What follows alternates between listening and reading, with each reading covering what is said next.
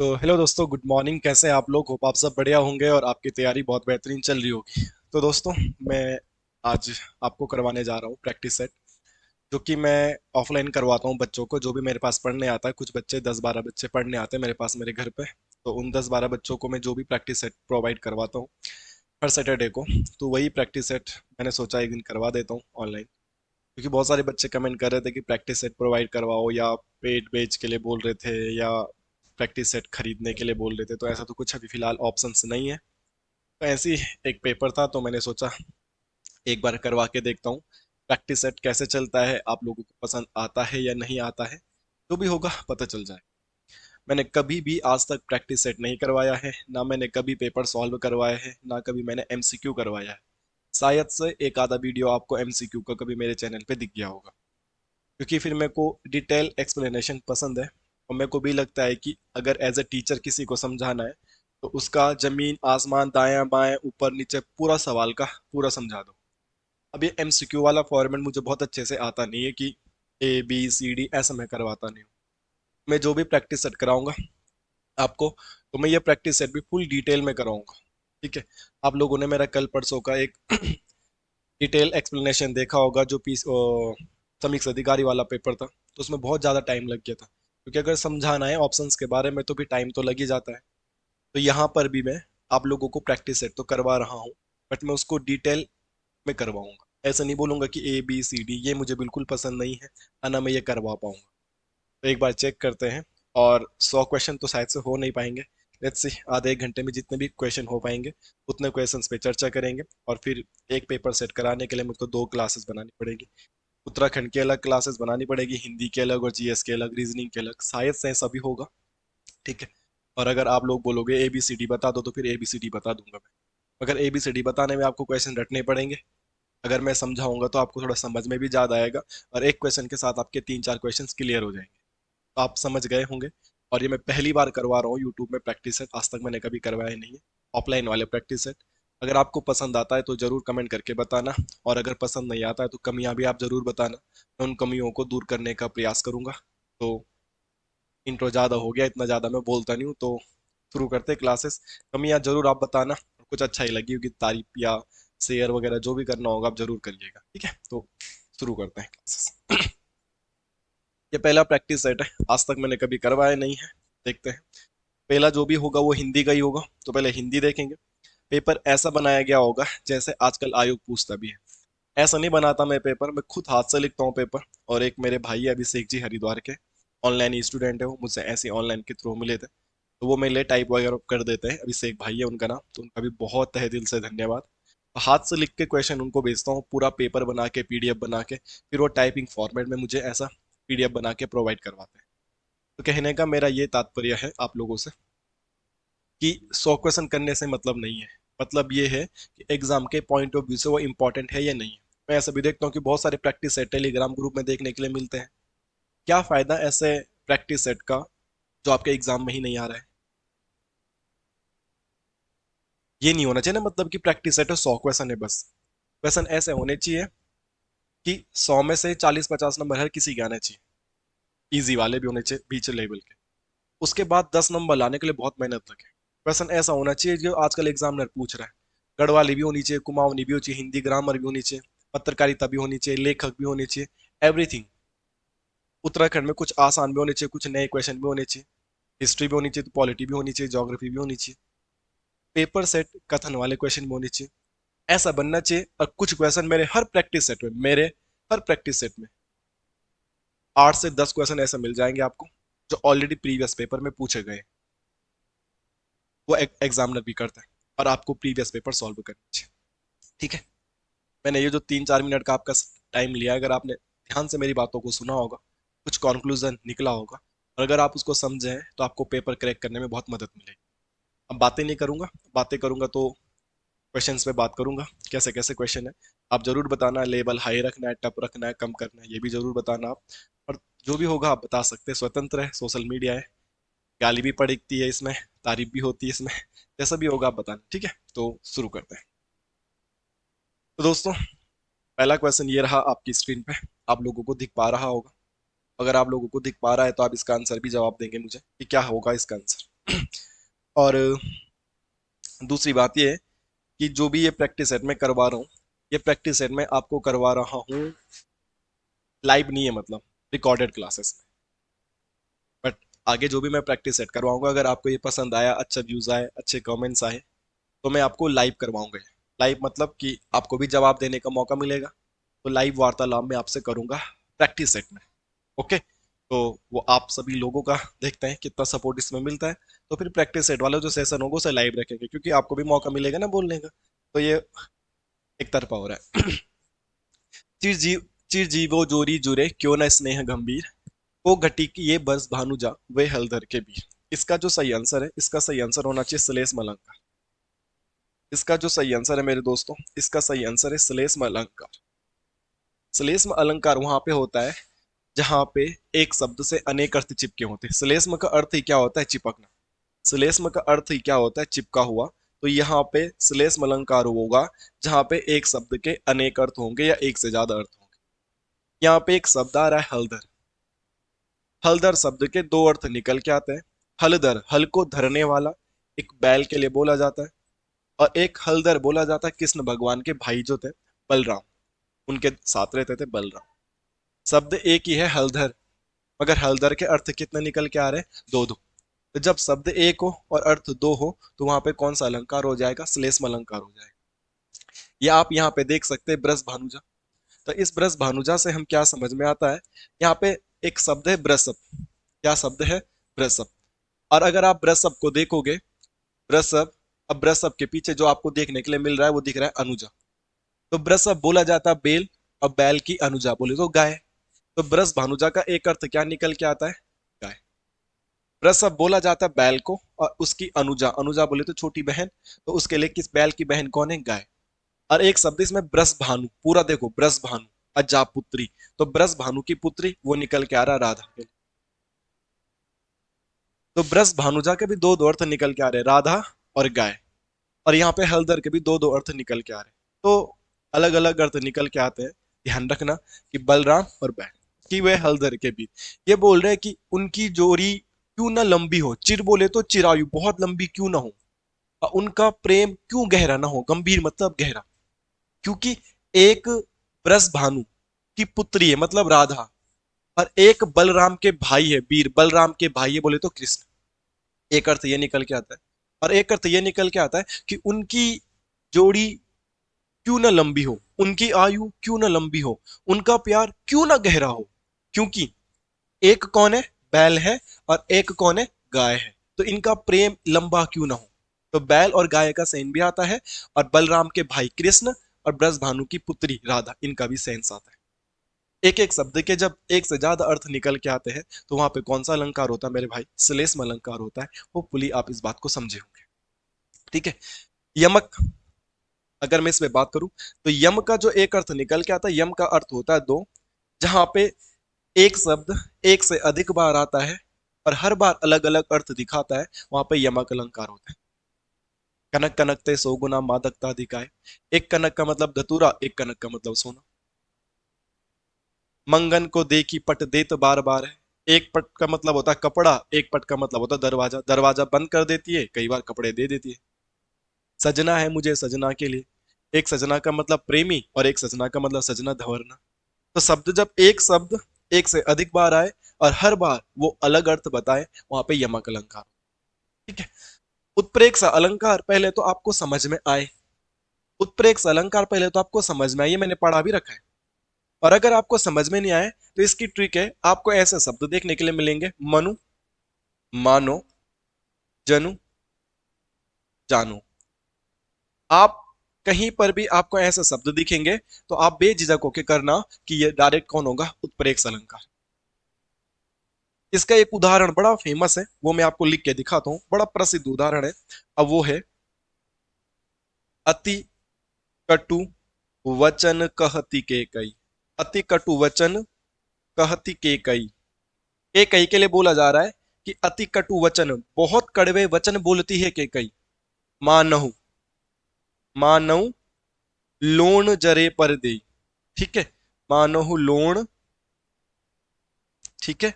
लोण बोले तो नमक के लिए बोला जा रहा है, मानो नमक जरे पर दे, जले हुए पर छिड़कना, कि जले हुए पे नमक छिड़क देती है, ऐसे मानो। ठीक है, तो हमको पहले तो ये बात समझ में आई, और अगर ये बात समझ में नहीं आए तो आपके सर ने क्या बोला है कि मनु मानहु जनु जानहु, मनु मानहु जनु जानहु, ऐसा शब्द अगर आपको कहीं पे दिखेगा तो आप डायरेक्ट बोल सकते हैं यहाँ पे कौन सा अलंकार होगा भाई, उत्प्रेक्षा अलंकार। तो उसका एक फेमस उदाहरण आता है। और वक्रोक्ति अलंकार पे अगर मैं डिटेल चर्चा करूं, वक्रोक्ति अलंकार पे अगर मैं डिटेल चर्चा करूं, तो वक्रोक्ति दो शब्दों से मिलकर बना है, आप समझ लीजिएगा। वक्रोक्ति आपका दो शब्दों से मिलकर बना, वक्र प्लस उक्ति, इसमें होती है गुण संधि। कौन सी संधि होगी, गुण संधि। अलंकार ना पूछा जाए, पूछ लिया जाए कि वक्रोक्ति में कौन सी संधि है, तो गुण संधि।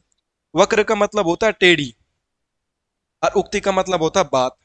तो जहां पे टेढ़ी बात होती है वहां पे कौन सी संधि होती है, कौन सा अलंकार होता है, वहां पे वक्रोक्ति अलंकार होता है, जहां पे उसका अर्थ टेढ़ा या उल्टा निकाल दिया जाता है। कहने वाला सीधा सीधा कह रहा है मगर उसका अर्थ उल्टा ही निकाल दिया जा रहा है, तो वहां पे वक्रोक्ति अलंकार होता है। इसका एक अच्छा उदाहरण मुझे याद आ रहा है, आपको पढ़ाया भी होगा। कृष्ण जी दरवाजा खटखटा रहे हैं और राधा माँ अंदर है। तो जब बाहर से दरवाजा बेल डोर बजाई जाती है तो अंदर से आवाज आती है, कौन द्वार पर खड़ा। क्या आता है, कौन द्वार पर खड़ा। सुनिएगा, वक्रोक्ति अलंकार आपका क्लियर हो जाएगा। बाकी जब अलंकार पढ़ाऊंगा तो वहां पे आपको उदाहरण बताऊंगा, सुन लीजिएगा। अंदर से राधा माँ क्या बोल रही, कौन द्वार पर खड़ा। तो बाहर से कान्हा बोलता है, हरि हूं प्रिय, प्रिय में हरि हूं, हरि भगवान, मतलब प्रिय में हरि हूं। और हरि का एक अर्थ क्या निकल के आता है, बंदर निकल के आता है। हरि का एक अर्थ क्या निकल के आता है, बंदर निकल के आता है। अंदर से राधा माता बोलती है, तो क्यों द्वार पर खड़ा, वन जाओ कदी, वन जाओ कपि। बोलने का मतलब क्या है कि अगर तुम हरि हो, हरि बोले तो बंदर, तो यहाँ पे क्या कर रहे हो दरवाजे पे, किसी जंगल में जाओ फल फ्रूट खाओ। जबकि उनको पता था कि बाहर खाना है, मगर उसके कहने का जो अर्थ था, उसका अर्थ क्या निकाल दिया, टेढ़ी बात, उसका जो अर्थ निकाल दिया उल्टा निकाल दिया, वक्रोक्ति। उसके कहने का अर्थ, वो तो कह रहा था कि मैं हरि हूं। फिर कृष्ण जी दोबारा बेल डोर खटखटाते, फिर बोलते अंदर से, भाई कौन द्वार पर खड़ा। तो कान्हा बोलता है, घनश्याम हूं राधे, घनश्याम, घनश्याम में हूं। तो अंदर से आवाज आती है, घन बोला तो काला, सॉरी घन बोले तो बादल, श्याम बोले तो काला, तो काले बादल। तो अंदर से राधा समझ तो जाती है कि कान्हा है, मगर जानबूझ के उसके कहने का जो अर्थ था उसको टेढ़ा उल्टा दूसरा अर्थ निकाल के दे देती है, कि अगर घनश्याम हो, काले बादल हो, तो बरसों कहीं जाकर दरवाजे पे क्यों खड़े हो। पता तो है उसे कौन है, मगर उसके कहने के द्वारा उसकी कही गई बातों का कुछ और ही अर्थ निकाल दे रही है। इट्स कॉल्ड वक्रोक्ति अलंकार। बाकी इन सभी अलंकारों पे तब जरूर चर्चा करूंगा जिस दिन मैं इन लोगों इन अलंकारों को पढ़ाऊंगा आपसे विद एग्जांपल। फिलहाल मैंने हल्का हल्का आपको सभी एग्जांपल के बारे में कुछ बेसिक बातें बता दी है। होपफुली ये बात आपको समझ में आई होगी। ठीक है, कुछ दिक्कत होगी, कुछ समस्याएं होंगी तो जरूर आप शेयर करना कि सर ऐसा करोगे तो और बेहतर होगा, तो जैसा आप बोलोगे वैसे ही कर दिया जाएगा। क्वेश्चन नंबर 2 आपकी स्क्रीन पर है, देखते हैं क्या सब निकल के आता है इसका। अगला प्रैक्टिस सेट, अगर इस पे अच्छे व्यूज आए, अच्छे कमेंट्स आए या आप लोगों ने पसंद किया तो मैं लाइव करवाऊंगा, तो लाइव में आपको भी जवाब देने का मौका मिलेगा। ठीक है, मगर एक बात और, अभी बहुत स्लो पढ़ाता हूँ, बहुत धीरे धीरे पढ़ाता हूँ और ऐसे ही पढ़ाता रहूँ। ठीक है, मैं एबीसीडी बोल ही नहीं पाऊंगा यार, मैं डिटेल एक्सप्लेनेशन देना ही पड़ेगा मुझे। गाल बजाना मुहावरे का अर्थ है, तो गाल, इसको तो क्या ये बताना एक्स्ट्रा, गाल बजाने का अर्थ हो जाएगा यहाँ पे बकवास करना, है ना। वैसे गाल बजाने का जो अर्थ होता है वो होता है डींग मारना, तो डींग मारना तो यहाँ पे कुछ है नहीं, तो गाल बजाना से निकल के आता है बकवास करना। तो यहाँ पे बहुत अच्छे एक्स्ट्रा फैक्ट क्या ही बताना यहाँ पे। ठीक है, एक क्वेश्चन ये भी आ गया भाई। ठीक है, नवोड़ा का संधि विच्छेद क्या होगा, बताइए। काफी अच्छा प्रश्न है, प्रीवियस ईयर का क्वेश्चन है। नवोड़ा का संधि विच्छेद क्या होगा ये भी आप लोगों को बताना। नवोड़ा का जो संधि विच्छेद होगा वो होगा नव प्लस ऊड़ा, आ के बाद ऊ, नव प्लस ऊड़ा, नवोड़ा का संधि विच्छेद होगा। ये पॉइंट आप लोगों को याद रखना है, नव प्लस ऊड़ा। ठीक है, और अगर जो नवोड़ा बोला जाता है, आ के बाद अगर संधि विच्छेद में ओ आता है तो ओ बनता है, और आप देख पा रहे होंगे कि यहाँ पे ओ ही बना है। और इस कंडीशन में यहाँ पे कौन सी संधि हो जाएगी, यहाँ पे हो जाएगी गुण संधि। अगर पूछा जाएगा नवोड़ा शब्द में कौन सी संधि है, तो गुण संधि है। और नवोड़ा का अर्थ क्या होता है, न्यूली मैरिड। ठीक है, जो न्यूली मैरिड होती है, नव विवाहिता होती है, तो नव विवाहिता को नवोड़ा कहा जाता है। ये पॉइंट आप लोगों को ध्यान में। अगला अगला क्वेश्चन क्या आता है? बहुत आसान क्वेश्चन है भाई, ये भी आप इजिली कर पाओगे। ठीक है, क्या आसान क्वेश्चन है, इसे देख लीजिएगा। अनार दीवार किस भाषा के शब्द है? हमारे पास आते भी है देशज शब्द, विदेशज शब्द, ये वो सब। आप पूरे YouTube में पढ़ लीजिएगा विदेशा शब्द। मैंने विदेशा शब्द की एक ट्रिक बनाई है, अगर मेरे चैनल पे आप देखोगे तो आपको सारे विदेशी शब्द, मैक्सिमम 80% 90% विदेशी शब्द चुटकियों में याद हो जाएगी। मैंने कुछ उसकी ट्रिक बना रखी है, कुछ कहानियां बना रखी है। किसी बच्चे ने वो ट्रिक कहानियां पढ़ी होगी, उसको बहुत आसानी से वो याद भी हो गए होंगे आप लोगों ने, अगर पढ़े होंगे वो ढंग से। ठीक है, तो यहाँ पे एक शब्द आता है अनार दीवार, किस भाषा के शब्द है? तो ये फारसी भाषा के शब्द है। किस भाषा के शब्द है?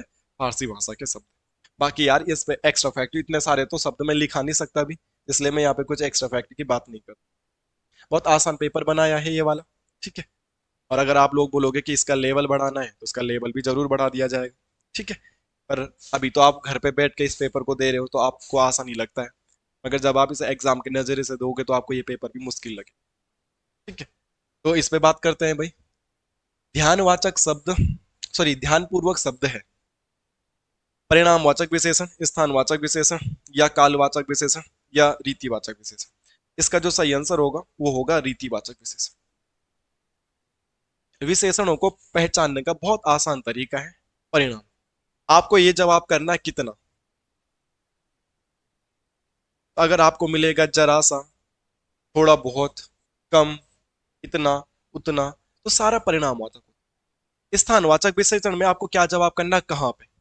तो यहाँ पे, ऊपर, नीचे, अंदर, बाहर, दाएं, बाएं। जब एक स्थान प्लेस को डिनोट करता है तो स्थानवाचक। कालवाचक में आपको क्वेश्चन करना कब, आज, कल, थोड़ी देर बाद, थोड़ी देर पहले। ये शब्द जो होते हैं वो कालवाचक होते हैं। अरीति में आपको जवाब क्वेश्चन करना पड़ता है कैसे, और अगर आपको इसका जवाब मिल रहा है तो आप आराम से बोल सकते हो ध्यानपूर्वक। कैसे? वो ध्यानपूर्वक पढ़ाई कर रहा है। कैसे पढ़ाई कर रहा है? तो ध्यानपूर्वक। तो आपको क्या सवाल करने, कैसे, और जवाब मिलेगा तो रीतिवाचक है।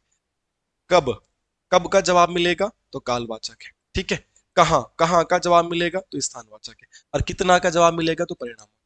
एक क्रिया विशेषण 4 प्रकार का होता है, और यहाँ पे जो क्रिया विशेषण लग रहा है वो रीतिवाचक क्रिया विशेषण लग रहा है, क्योंकि अगर आपसे पूछा जाएगा कैसे तो हम बोलेंगे ध्यानपूर्वक, और कैसे का जवाब मिल रहा है तो क्रिया विशेषण।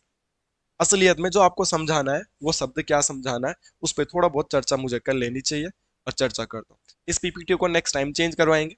ठीक है, ये अलग अलग कलर की पीपीटी हो गई ना, तो लिखने में प्रॉब्लम हो रही है, दिख भी नहीं रहा होगा आपको ढंग से। कि आप समझना यार कि पहली बार करवा रहा हूँ ना, तो थोड़ा बहुत आइडिया नहीं है, धीरे धीरे बेस्ट हो जाएगा। ठीक है, तो देखते हैं। एक शब्द होता है हमारे सिलेबस में अव्यय। क्या है हमारे सिलेबस में? अव्यय। ठीक है, हमारे सिलेबस का एक हिस्सा है वो है अव्यय, और ये 4 प्रकार का होता है, ये ध्यान रखो। क्वेश्चन आ जाएगा अव्यय कितने प्रकार का होता है, तो 4 प्रकार का। एक होता है क्रिया विशेषण। क्या होता है? क्रिया विशेषण अव्यय। ठीक है, एक होता है समुच्चय बोधक अव्यय। समुच्चय बोधक अव्यय।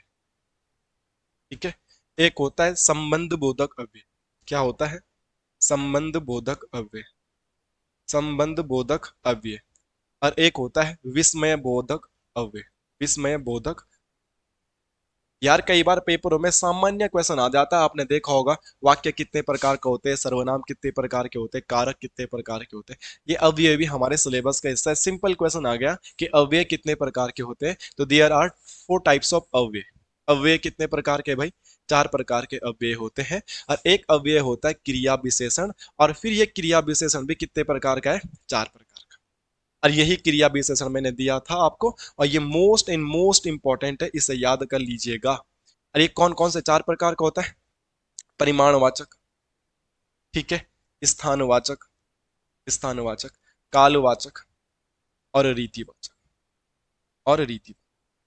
फिर कह रहा हूं कि क्वेश्चन आएगा अव्यय कितने प्रकार के होते हैं, तो अव्यय भी खुद 4 प्रकार के होते हैं। ये सिलेबस है, आपका हिस्सा है सिलेबस का।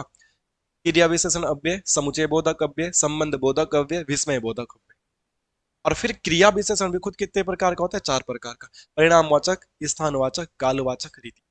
और ध्यानपूर्वक शब्द में कौन सा विशेषण था, तो ध्यानपूर्वक शब्द में रीतिवाचक क्रिया विशेषण था। ये वाला पॉइंट आप लोगों को याद हो गया होगा, और थोड़ा बहुत आपको पता चला कि कौन कितने प्रकार के।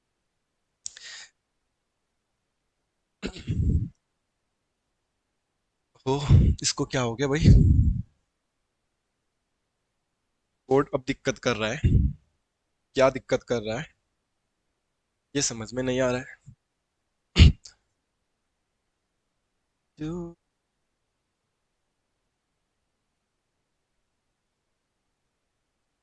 थोड़े पेज लोड हो जाए, क्योंकि 104 पेज है, 100 क्वेश्चन है, तो थोड़ा टाइम लगेगा। लोड हो जाएगा तब तक आप स्किप कर देना इसे, ठीक है? और क्या ही कर सकते हो आप।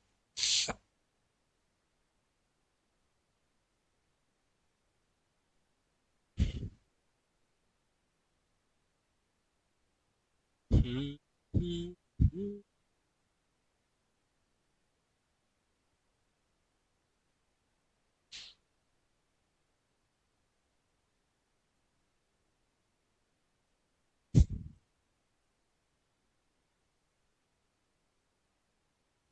ठीक है, अगला क्वेश्चन ये है आपकी स्क्रीन पे। आप इसे देखने का प्रयास करें, क्या होगा क्या नहीं होगा। बहुत आसान क्वेश्चन है, आप इजीली बता सकते हो। क्वेश्चन है, संकल्प का विलोम क्या होगा? तो इन चार ऑप्शनों में से जो बेस्ट ऑप्शन हमें लग रहा है संकल्प का, वो होना चाहिए विकल्प। ठीक है। अनिवार्य का जो विलोम होता है वो होता है ऐच्छिक। अनिवार्य का मतलब कंपलसरी है। ऐच्छिक का मतलब है कि मेरे मर्जी है, मैं करूं या नहीं करूं, मेरी इच्छा पे निर्भर कर। ठीक है। तो यहाँ पे संकल्प का विलोम शब्द पूछा है, तो संकल्प का जो विलोम शब्द होगा वो असंकल्प ना होके क्या होगा? विकल्प होगा। ये पॉइंट आपको ध्यान में रखना। एक क्वेश्चन ये हमारे विराम चिन्हों से भी है, क्योंकि पेपर में विराम चिन्ह भी पूछे जाते हैं। हम लोगों को थोड़ा बहुत विराम चिन्ह के बारे में भी पता होना चाहिए। संक्षेप में लिखने के लिए किस चिन्ह का प्रयोग किया जाता है? संक्षेप में लिखने के लिए किस चिन्ह का प्रयोग किया जाता है? ठीक है। पहले तो हमें पता होना चाहिए संक्षेप का मतलब क्या होता है। जो संक्षेप का मतलब होता है ना, संक्षेप का अर्थ होता है छोटा, लाघव। संक्षेप का अर्थ क्या होता है? छोटा, कम, लाघव। और लाघव चिन्ह किसे बोलते हैं? ये, जैसे मैं लिख रहा हूँ डॉक्टर, तो डॉक्टर ऐसा लिखना चाहिए था, मगर मैं इस डॉक्टर को कैसा लिख दे रहा हूँ? ये। तो इस डॉक्टर को क्या कर दिया है? छोटा कर दिया है। तो उसी को बोला जाता है संक्षेप या लाघव। तो लाघव चिन्ह या संक्षेप चिन्ह, बात एक ही हो जाती है। और लाघव चिन्ह और संक्षेप चिन्ह क्या होता है? ये होता है। और इसे कैसा यूज किया जाता है मैंने बता दिया। किसी भी बड़े शब्द को छोटा कर दिया जाता है। तो यहाँ पे बता रहा है कि संक्षेप में लिखने तो किस चिन्ह का प्रयोग किया जाता है? तो लाघव। तो इनमें से कोई ऑप्शन ही नहीं है, तो सही आंसर क्या हो जाएगा? इनमें से कोई नहीं। अदरवाइज लाघव होता है क्या, मैंने बता। निर्देशक चिन्ह को डैश कहा जाता है। ये अल्प विराम इसे कहते हैं, अल्प विराम। जो कॉमा होता है, उद्धरण चिन्ह आपके होते हैं inverted comma, single inverted comma, double inverted comma देखा होगा, उसी को उद्धरण चिन्ह कहा जाता है। अल्प विराम से रिलेटेड चीजें मैं आप लोगों को बता देता हूँ एक्स्ट्रा। ये अलग अलग चीज होती है। एक होता है अल्प विराम,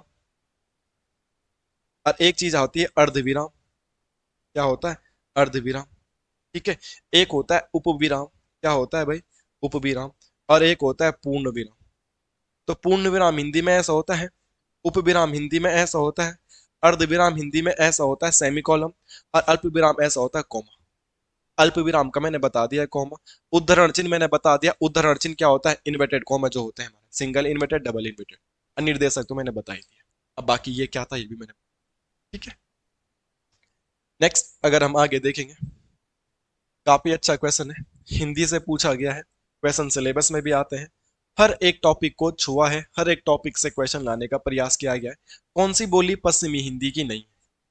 हमारी भाषा को अलग अलग, हिंदी को अलग अलग भागों में बांट रखा है, और अलग अलग भागों में बांटने के वो उसको अलग अलग बोलियों में बांट रखा है। तो आपको बताना है कि कौन सी बोली पश्चिमी हिंदी की नहीं है। ब्रज भाषा पश्चिमी हिंदी का है, खड़ी भी पश्चिमी हिंदी का है, अब बुंदेली भी है। पर वो बोला पश्चिमी हिंदी की नहीं है, तो वो कौन सी नहीं है?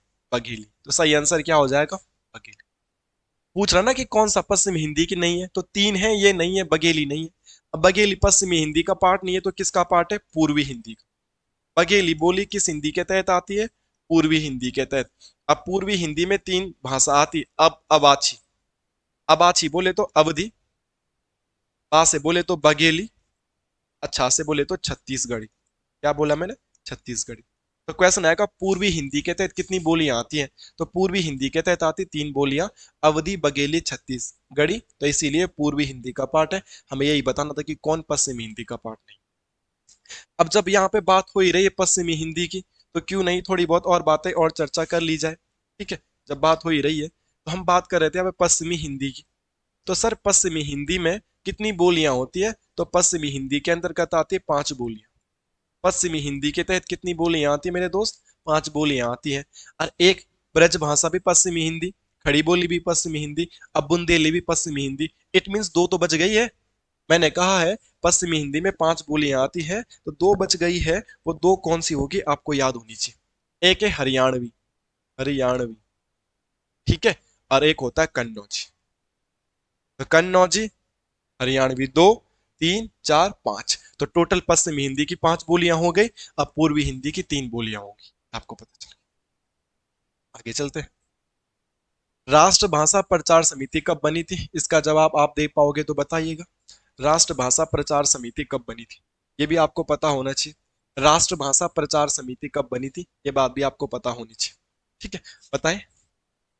कैसे बताओगे आप जब क्लास ही रिकॉर्डेड है? तो राष्ट्रभाषा प्रचार समिति जो बनी थी आपकी, ये 1936 में बनी थी। और इसको बनाने का श्रेय जाता, ये कहाँ पे बनी थी? वर्धा में बनी थी। और इसको बनाने का श्रेय मोहनदास करमचंद्र गांधी जी को, मोहनदास करमचंद्र गांधी जी को इसका श्रेय जाता है। राष्ट्रभाषा प्रचार समिति कब बनी, कहां बनी और किसने बनाई, इसके बारे में मैंने आपको बता दिया। अगला, फॉरेस्ट गार्ड के पेपर में भी ऐसी मिलता जुलता एक क्वेश्चन आया था, विश्व हिंदी सम्मेलन से आया था। और हम लोग अगर तैयारी कर रहे हो, हिंदी हमारे सिलेबस का हिस्सा है, तो हमें विश्व हिंदी सम्मेलन के बारे में या जानकारी तो प्राप्त होनी चाहिए। पर अगर हमें ये भी जानकारी प्राप्त नहीं है तो ये तो बहुत गलत बात है। तो यहाँ पे पूछा गया द्वितीय विश्व हिंदी सम्मेलन कब हुआ? तो द्वितीय विश्व हिंदी सम्मेलन जो हुआ था वो पोर्ट लुइस में हुआ था। कहाँ पे हुआ था भाई? Port Louis. पोर्ट लुइस जो है ये कहाँ की कैपिटल है? तो ये मॉरिशस की कैपिटल, मॉरिशस। अब सर इसके बारे में कुछ बेसिक बातें जो आपको पता होना चाहिए। कम से कम आपको 4 हिंदी सम्मेलन तो याद होने चाहिए। अभी तक तो हिंदी सम्मेलन बहुत हो गए, 12-13 हो गए। मगर आपको ये बात पता होनी चाहिए कि पहला हिंदी सम्मेलन कब हुआ, दूसरा हिंदी सम्मेलन कब हुआ, तीसरा हिंदी सम्मेलन कब हुआ। क्वेश्चन पूछा जाएगा भाई, टॉप 4 तो पता होना चाहिए। तो पहला हिंदी सम्मेलन जो हुआ था वो आपका हुआ था नागपुर में, देखो भाई ये तो पता होना चाहिए। अब दूसरा तो क्वेश्चन पूछा ही गया, दूसरा कहाँ पे हुआ है? मॉरिशस की कैपिटल पोर्ट लुइस में हुआ है। कहाँ पे हुआ है? पोर्ट लुई में हुआ है। तीसरा हिंदी सम्मेलन हुआ था आपका दिल्ली में। और चौथा अगेन हुआ था पोर्ट लुइस में।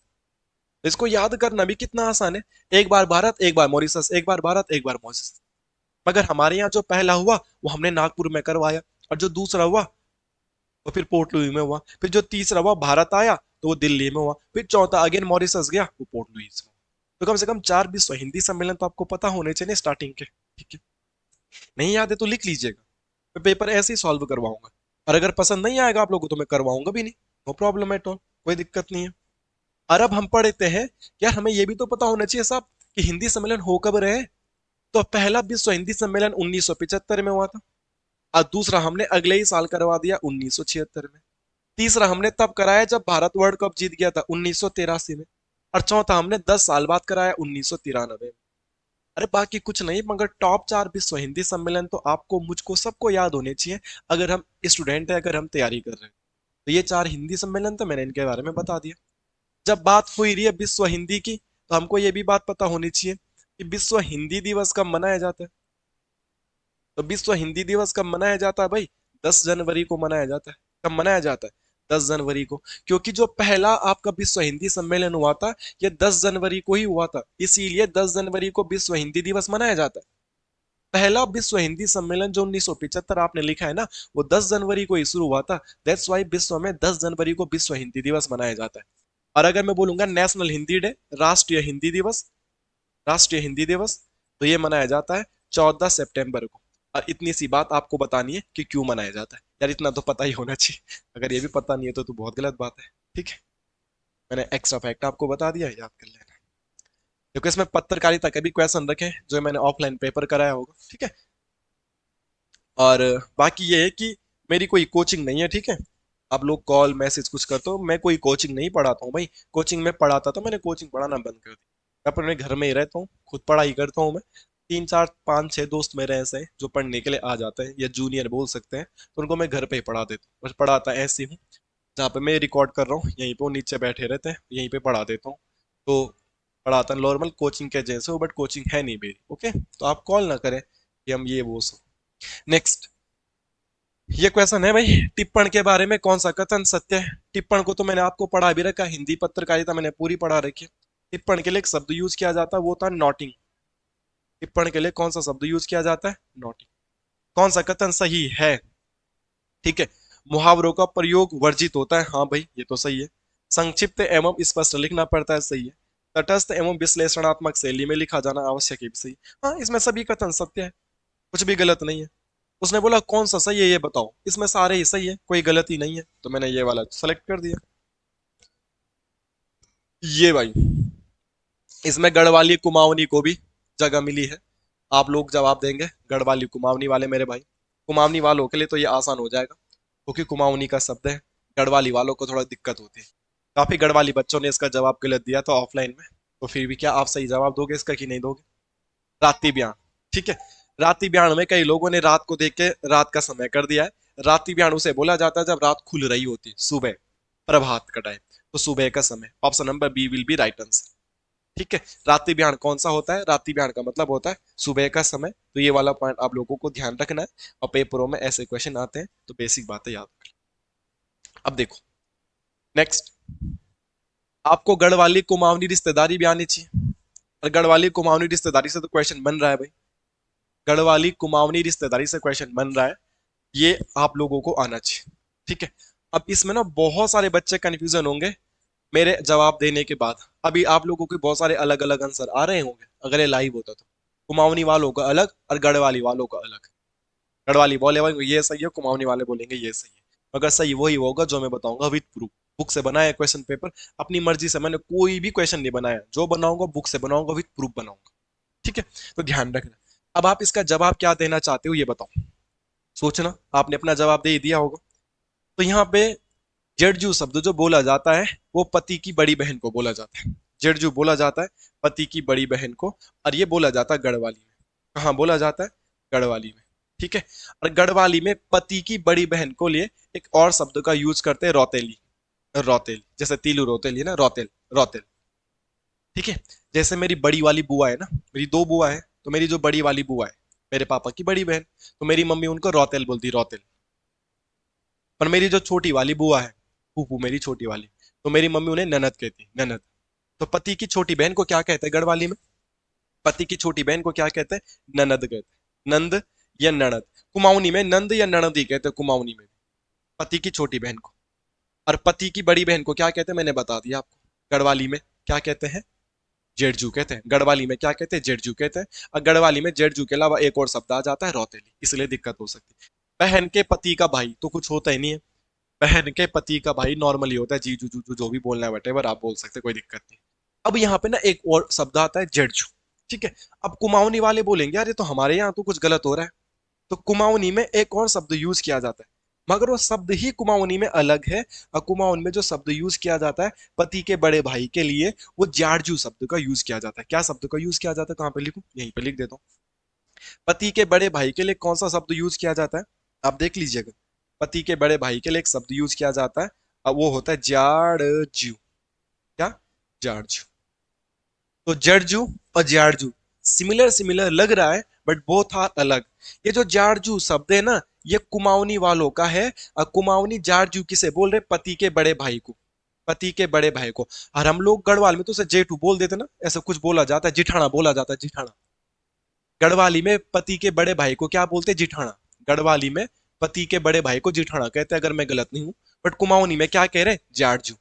देखो जाड़जू और जड़जू लगभग सिमिलर शब्द है, मगर जड़जू वर्ड इज गढ़वाली और जाड़जू वर्ड इज कुमाऊनी। जाड़जू वर्ड इज कुमाऊनी, और जाड़जू का अलग मतलब और जड़जू का अलग मतलब। इसको क्लियर कर लेना भाई।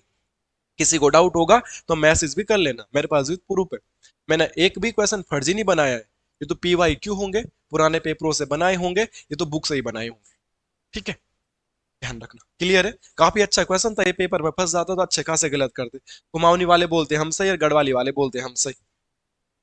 नेक्स्ट, ये कनिसाई के पेपर में भी आए थे ऐसे क्वेश्चन, ठीक है। निम्न में से कौन जौनसारी लोक गायक लोक कलाकार नहीं है, इनमें से एक जौनसारी लोक गायक लोक कलाकार नहीं है। तो जौनसारी लोक गायक सभी तो है, इसमें से ये नहीं है भाई। संतोष खेतवाल जी, ये जौनसारी नहीं है क्योंकि ये गढ़वाली गायक है। ये गढ़वाली लोक कलाकार है, गढ़वाली गायक है। तो जौनसार, रतन सिंह जौनसारी, रतन सिंह जौनसारी जौनसार का आधुनिक कवि है। रतन सिंह जौनसारी जौनसार का आधुनिक कवि है। नंदलाल भारती जौनसार में संगीत के जनक है। जौनसार के संगीत के जनक, जौनसार के संगीत के जनक कौन है? नंदलाल भारती। और जगत राम वर्मा एक और भी है शायद से, सुमन वर्मा, ये वहां के लोकल के सिंगर वंगर है जौनसार क्षेत्र के। ठीक है, बाकी जौनसारी जनजाति गढ़वाल की सबसे बड़ी जनजाति है ना। ये बात आप लोगों को पता होनी चाहिए, बेसिक है। नेक्स्ट, ये बताओ भाई, गढ़वाली गाने सुनना शुरू कर दिया आपने कि नहीं शुरू किया है?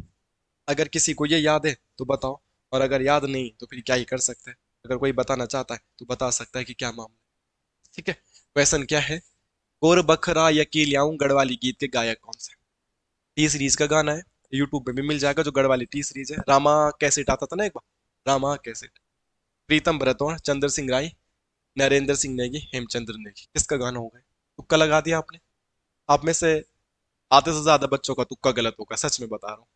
अगर मैं इसका सही जवाब बताऊं, इसका सही जवाब है पद्मश्री प्रीतम भरतवाण जी। प्रीतम भरतवाण का जन्मदिन आया था 17 सितंबर को। 17 सितंबर को जागर सम्राट, इनका निकनेम जो है जागर सम्राट। तो इन्हीं की याद में या इन्हीं के उपलक्ष्य में जागर संरक्षण दिवस भी मनाया जाता है। ठीक है, प्रीतम भरतवाण को 2021 में पद्मश्री भी मिला है। ठीक है, क्या मिला है? पद्मश्री। ये वाला पॉइंट भी आप लोगों को याद रखना है। ठीक है, किसके बारे में बात कर रहा हूं मैं? प्रीतम भरतवाण के बारे में बात कर रहा हूँ। ये बेसिक बातें आपको याद होनी चाहिए। प्रीतम भरतवाण का गाना है। और प्रीतम भरतवाण का निक नेम, मैंने भी बोला भी, प्रीतम भरतवाण का निक नेम क्या है? कहाँ पे लिखो? प्रीतम भरतवाण का निक नेम है जागर सम्राट। ठीक है, बाकी नरेंद्र सिंह नेगी के लिए तो क्या ही बताना, इनके बारे में बताऊंगा तो टाइम लग जाएगा ज्यादा इनकी। और बाकी ये बहुत फेमस पुराने गायक है चंद्र सिंह राय, सतपुली का सैना, वो इन्हीं का गाना है।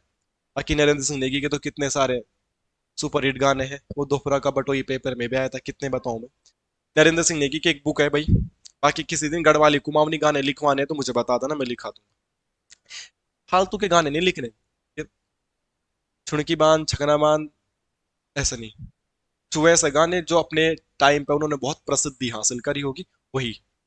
और नरेंद्र सिंह नेगी की एक बुक है जिसका नाम है खुचकंडी, खुचकुंडी या खुचकंडी। ठीक है, और पद्मश्री इनको 2021 में नहीं मिला है, 2019 में मिला है। तुम में से किसी ने तो कमेंट भी कर दिया होगा कि भाई 2019 है सही आंसर, है ना। ठीक है, तो 2019 है, ध्यान रखना, मैंने 21 बोल दिया था, यही। तो इस गाने की लाइन ये, गोर बकरा या खिलाऊं तो ऐसे मिलन में आयूं, ऐसा गाना है। ठीक है, मतलब वो गाय चराने उनके गांव चले जाता है उसके मिलने के चक्कर में। ठीक है, तो बहुत सुंदर गाना है, बहुत अच्छी आवाज है। हाँ, गोर बकरा या खिलाऊं तेरी मुकुड़ी देखना आयूं, ये है गाने की लाइन। अब आया मुझे याद। गोर बकरा यकीर लाऊं तेरे मुकुड़ी देखण आऊं, इस टाइप का गाना है, आप देख लीजिएगा। नेक्स्ट, आगे बढ़ते हैं। ये तो बहुत आसान है, तो सब किसी को आता है, तो इस पे ज्यादा बातें करनी नहीं चाहिए हमें। कि जब एक ही पत्र अनेक प्रेषितियों को भेज दिया जाता है तो उसे क्या कहा जाता है? परिपत्र। परिपत्र का मतलब ही वही होता है कि एक ही चीज बहुत लोगों को भेजना, है ना। जैसे आपके व्हाट्सएप ग्रुप में एक अंकल जी होंगे जो सुबह सुबह एक भगवान की फोटो बहुत सारे लोगों को भेज देते हैं। आप ये मत समझना कि मुझे मुझे मेरे अंकल जी एक व्हाट्सएप में सुबह सुबह भगवान की फोटो भेज रहे हैं। बजरंग बली की फोटो आ रहा है मंगलवार को, बुधवार को अलग भगवान का, बृहस्पतिवार को, वो सबको भेज रहे हैं। एक ही संदेश बहुत सारे लोगों को सर्कुलेट कर दिया जाता है, उसे परिपत्र कहते हैं। तो किसी को बताने की जरूरत भी नहीं है, बहुत आसान है। ठीक है, अगला। अगला क्वेश्चन भाई हिंदी लेखकों का है, क्योंकि हमारे पास 20 नंबर की हिंदी में हिंदी लेखक भी आते हैं, तो हमें ये बात भी पता होनी चाहिए कि क्या क्या बात है, क्या क्या बात नहीं। रूठी रानी किसकी रचना है? ठीक है, आप लोगों ने जवाब दे दिया। रूठी रानी का जो सही जवाब है वो है प्रेमचंद। प्रेमचंद्र शुद्धवर्तनी में ऐसा ही लिखा जाता है, कहीं आप लोगों को शुद्धवर्तन में पूछ लिया गया तो प्रेमचंद्र नहीं बोलना है, क्या बोलना है? जस्ट प्रेमचंद। ठीक है, प्रेमचंद्र का जो रियल नाम है, प्रेमचंद्र का जो रियल नाम है वो क्या है? धनपत राय। प्रेमचंद्र का जो रियल नाम है वो क्या है? धनपत राय। ये भी पता होना चाहिए।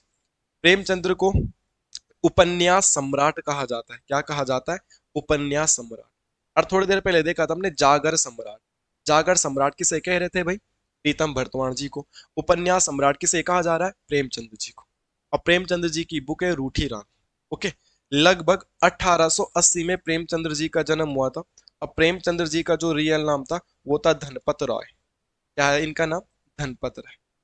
बाकी इनकी बहुत सारी किताबें हैं, जैसे गबन है, दो बेलों की कथा तो सबने पता ही है, रूठी रानी लिख लिया, बड़े घर की बेटी बहुत इंपॉर्टेंट है भाई, ये पेपर में फंसेगा। बड़े घर की बेटी, ये भी इन्हीं की पुस्तक है, ये पॉइंट भी याद रख लेना। एक है बूढ़ी काकी, बहुत महत्वपूर्ण, बूढ़ी काकी, वो भी इन्हीं का है। बाकी कफन है, मंगल सूत्र है, अधूरा उपन्यास। इनका अधूरा उपन्यास कौन सा है? मंगल सूत्र। प्रेमचंद्र का अधूरा उपन्यास कौन है? मंगल सूत्र। और अब तुम्हारा होमवर्क का क्वेश्चन है कि अगर प्रेमचंद्र जी का अधूरा उपन्यास मंगल सूत्र है तो किसने उसको पूरा किया था? उन्हीं के पुत्र ने किया था। क्या नाम है वो आपने बताना है। ठीक है, तो प्रेमचंद्र के बहुत इंपॉर्टेंट इंपॉर्टेंट पुस्तकें जो थी वो मैंने आपको बता दी है। बाकी गबन भी है, गबन तो लिखी थी मैंने। निर्मला, एक कुमाऊनी गाना भी ना निर्मला, तो निर्मला इनकी पुस्तक भी है। बाकी इन्होंने यार सैकड़ों किताबें लिखी, सारा लिखना मेरे लिए पॉसिबल नहीं है। के राहुल सांकृत्यायन के बारे में तो घुमक्कड़ था, और इनका रियल नाम क्या है? केदारनाथ पांडे। अगर आपसे पूछा जाएगा real name of Rahul Sankrityayan, तो राहुल सांकृत्यायन का रियल नाम क्या है? केदारनाथ पांडे। लासा की और मेरी तिब्बत यारा, श्रीलंका में 3 वर्ष, है ना, वोल्गा से गंगा, एवरीथिंग किसके द्वारा लिखी गई है? राहुल सांकृत्यायन के द्वारा। शेखर जोशी, शेखर जोशी के बारे में हाल में ही पूछा भी गया था, कहाँ से बिलोंग करते हैं शेखर जोशी? अल्मोड़ा से। और शेखर जोशी के बुक का नाम क्या है? दाज्यू। शेखर जोशी की बुक का नाम क्या है? नौरंगी बीमार है। क्या है? नौरंगी बीमार है। शेखर जोशी के बुक का नाम क्या है? अ, आदमी, बच्चे हंसते हैं, बच्चे हंसते हैं।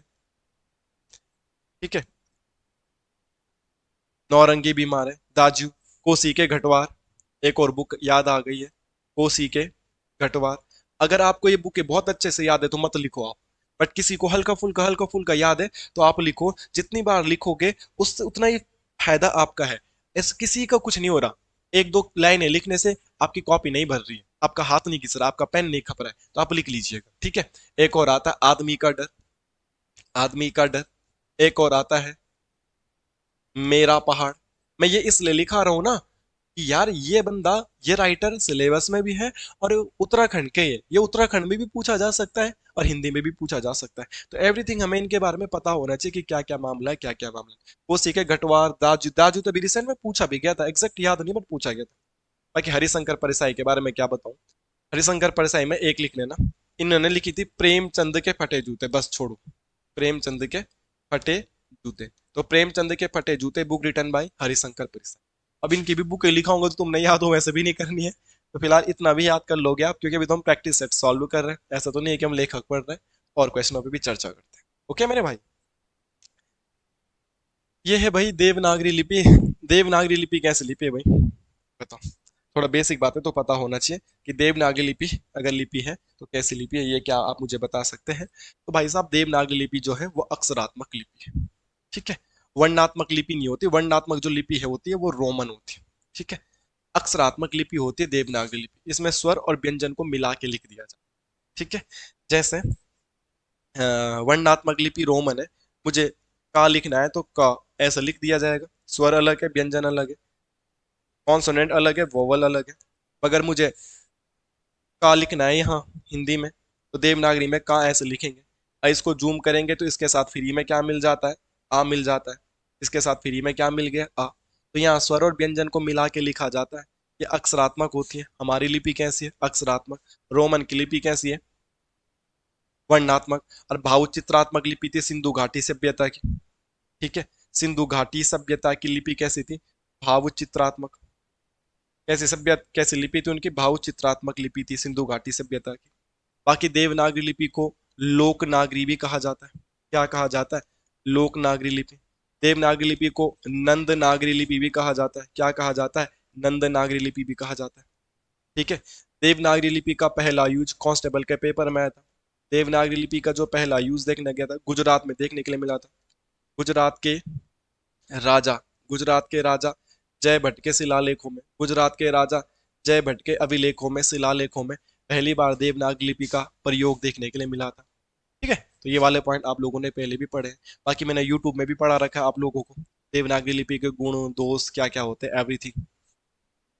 अगला क्वेश्चन और आखिरी क्वेश्चन शायद से जो हिंदी का होगा, अब वो यही है, आखिरी क्वेश्चन। ध्वज का पर्यायवाची नहीं है, ध्वज का पर्यायवाची नहीं है। इसका मतलब तीन ध्वज के पर्यायवाची होंगे और एक ध्वज का पर्यायवाची नहीं है।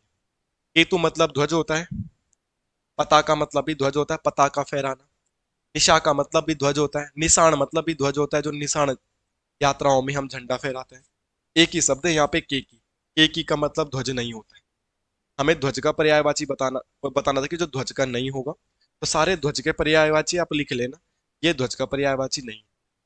सर ये ध्वज का पर्यायवाची नहीं है तो किसका है? तो ये मोर का पर्यायवाची। इस मोर के लिए एक और शब्द भी बोला जाता है, अब वो ध्वजी बोला जाता है, ध्वजी। ध्वज नहीं, ध्वजी, क्योंकि मोर के ऊपर भी एक ध्वज झंडा जो उसका मुंडी में रहता है, जैसे मुर्गे के भी रहता है। मोर के लिए एक और शब्द बोला जाता है, कलापी। मोर के लिए एक और शब्द बोला जाता है, सारंग। मोर के लिए एक और शब्द बोला जाता है, नीलकंठ। मोर का गला भी क्या होता है? नीला होता है। नीलकंठ महादेव जी का भी पर्यायवाची ना, नीलकंठ, जिसका गला नीला होता है। तो मोर का भी होता है, नीलकंठ बोलते हैं, ध्यान रखना। कहीं पेपर में आ गया और आप बोलोगे नहीं नहीं ये तो शिव जी का होता है, इनका भी होता है नीलकंठ, है ना। इसके अलावा नर्तक प्रिया, नर्तक प्रिया, तो आप ये तुक्का भी लगा सकते थे। मोर को नाचना पसंद होता है ना, ठीक ठाक आपने देखा होगा मोर को नाचते हुए, मतलब फोटोज वीडियोस खूब देखने के लिए मिलती है। तो ये मोर के भी पर्यायवाची है, और ये बेसिक बात है, मोर के पर्यायवाची में आप लोगों को याद कर लेना चाहिए। क्योंकि अगर ये इसका नहीं है तो किसका पर्यायवाची होगा? किसी ना किसी का तो होगा। तो ये बेसिक बात आप लोगों को पता होनी चाहिए। तो ये था हिंदी। एक और पर्यायवाची होता है मोर का, सिखी। सिखी भी किसका पर्यायवाची है? मोर का। ठीक है। बाकी जब कभी पढ़ाऊंगा पर्यायवाची तो आपको लर्न भी करवा दूँ। तो ये फिलहाल हमने हिंदी पेपर सॉल्व कर पाया, और टाइम भी बहुत ज़्यादा लग गया है। ठीक है? कोशिश करूंगा आगे से इतना ज़्यादा टाइम नहीं लगेगा, बट ये एक्स्ट्रा डिटेल बतानी बहुत ज़रूरी है।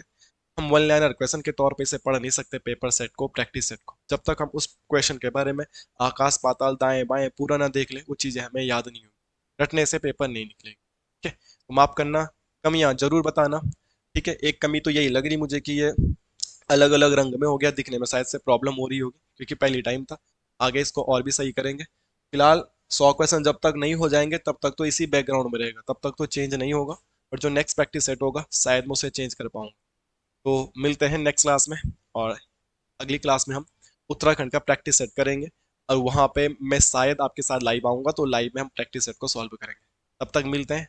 जय हिंद। बने रहेगा चैनल पे, कमियां भी बताना, और अच्छा ही होगी तो जरूर शेयर कर देने से। Thank you.